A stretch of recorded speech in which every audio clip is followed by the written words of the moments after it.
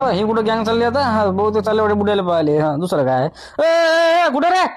येले पस काय येले लेस पड तिकडे कुठं काय चाललंय. चाललो त्या बुड्याला पाहिले कसं काय ते. तुला बोललो का? तुला तुला तुला बोललो का मी?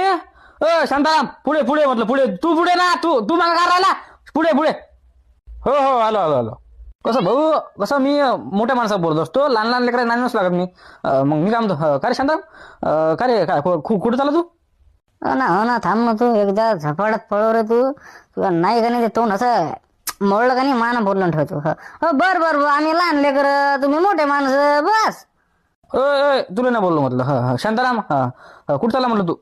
कुठं झालं म्हणजे आता ते बुडा खसकला वाटतं ना.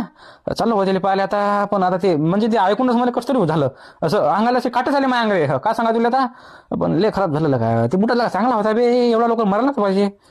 जाऊ द्या काय करता. चाललो होते त्याला पाहिलं आता. तू ततून सारा तू. ततून झालो मी. काय तिकडे बरंच भरायला का ते दोन बुडे आहेत तिथं आरमान लढू राहिले. हानीला ते गळा म्हणजे गेला रे काय सांगा तुला आता. दुसरी गोष्ट ती पोरगी वेळली वाटते ती मुंबईहून. आता देव कधी येता, कधी त्या बुड्याला पाहिजे. ती पोरगी लढील मग अर्धा 1 घंटा, म्हणजे 2-3 घंटे त्याच्यातच गेले. वरून ते 7 घंटे त्याला यायला टाइम लागू राहिला वाटते.